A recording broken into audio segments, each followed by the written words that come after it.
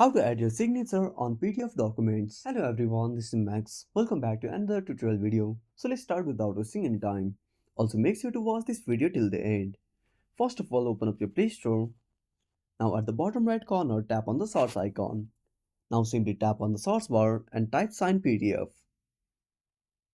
Now tap on sign PDF documents easy and fast and click on install. Now wait for some time.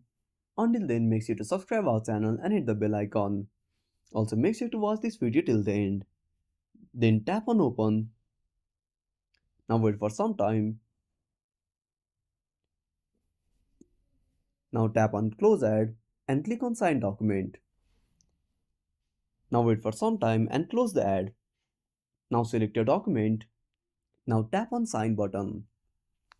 Now draw your signature. Now click on confirm. Now place the signature on the document. Click on confirm. Now tap on save.